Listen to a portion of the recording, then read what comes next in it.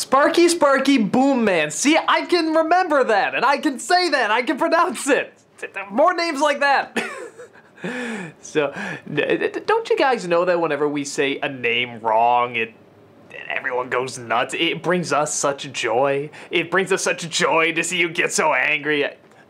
We should remember the names. We should, you know, that's not fair to the people who create the characters and, you know, someone who just doesn't remember how to pronounce it. But, you know, I think, like, I was heading out to come here, actually, and there's a power outage resulting in the Lord of the Rings one getting out late, so I had to rush then. I had to rush the sibling rivalry and these Avatar videos. I'm going through and I'm packing, getting all this stuff together. I'm going through my emails, make sure there's nothing else important about the flight or anything. It just says, here's how you pronounce Eero or whatever. I'm just like, you know, it's not number one on my priorities right now. So, but no, we should remember. We should know the name. So, but regardless, I probably won't forget Sparky, Sparky, Boom Man. With that said, okay, this is the Runaway. And it's a Toph-centered episode. I found Toph's, like, really popular, which is, I find very interesting. Not that surprising. Around a ton of characters like that.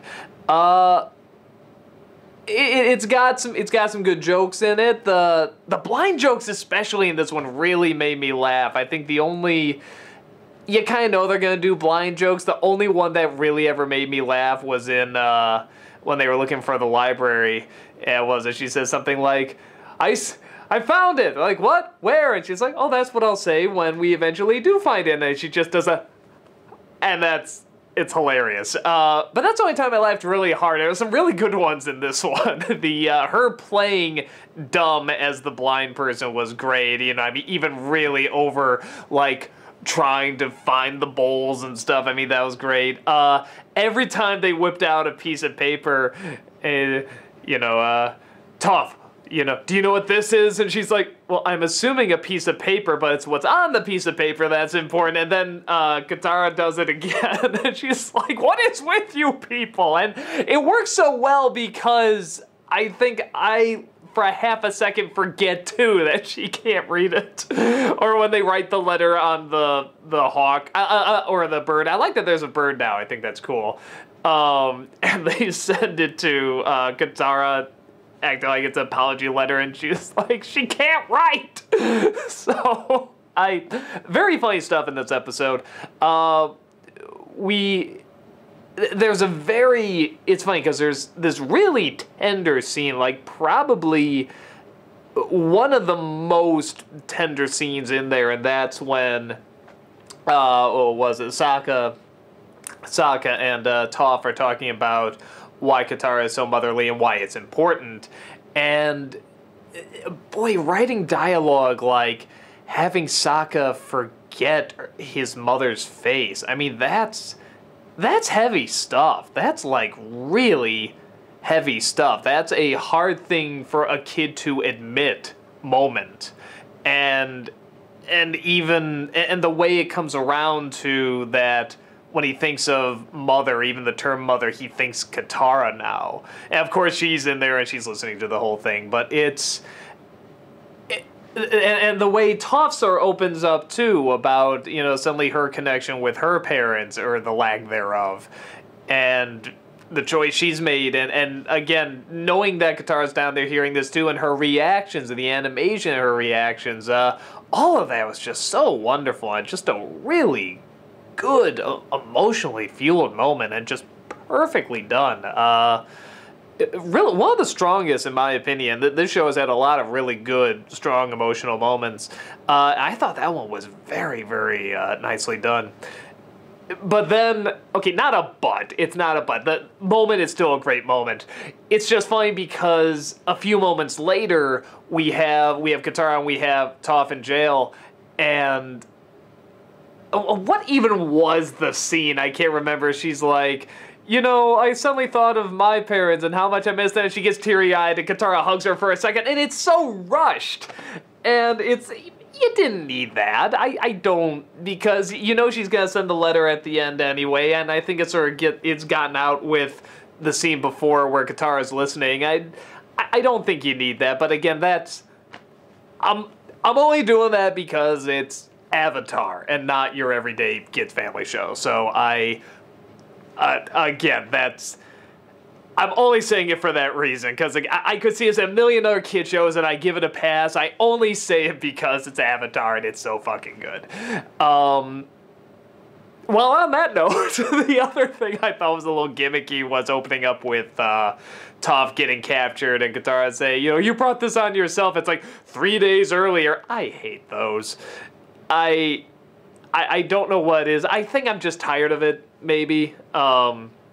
Maybe it's actually not a bad idea, but I've just seen it so much. I'm like, well, we know it's not really going to add up to this, or we know something else is going on. I mean, hell, she's caught in a net, and of course she's going to get out of the fucking net if this wasn't a scam.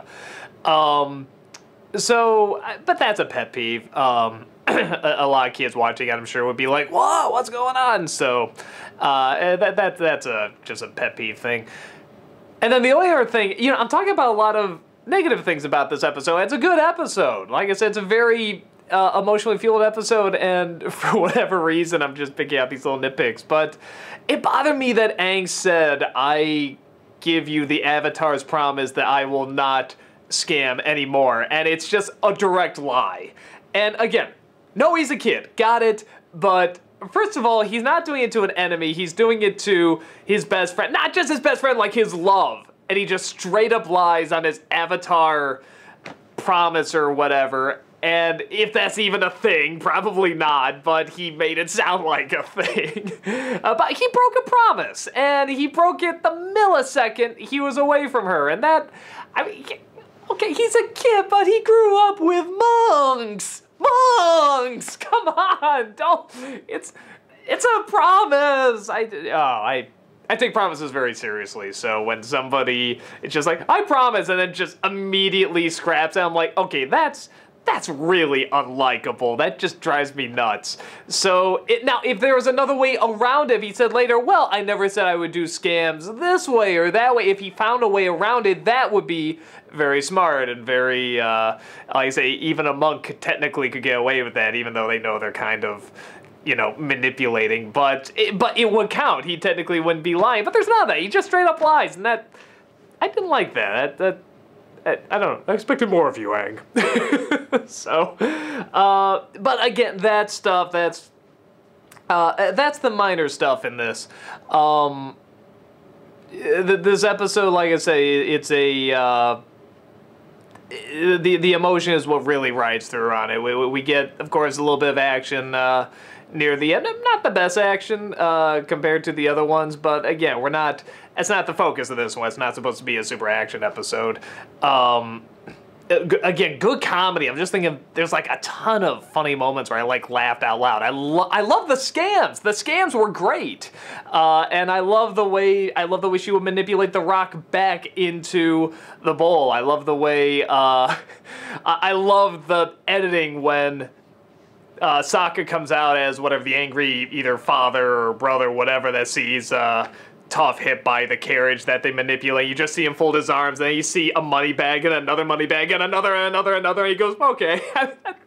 Hilarious. It's incredibly funny. So it's still a really good episode. It's got great comedy. It's got really good emotional center to it. And it evens out well, because honestly, I was watching this like, how is Toph not, I mean, I know she doesn't get along with her parents, but come on, how is there no remorse at all? How are there no feelings of her folks? So I'm glad that it does sort of come back as she does start to address it, because I mean, even though I know she's younger, I know she's, like I said, a bit of a thug, like the wise thug, sort of. But well, that's my way I can describe her. Everything's just like, she doesn't like, she's like, meh, just like punch. That's part of the charm too. So I'm glad they addressed that, and trying to think what else. Yeah, just an all-around good episode. Some problems here and there, but like I said, I mean, that's me really, really analyzing it. I still think it came out really, really well. So, yeah, that's about it, and I'll see you in the next one.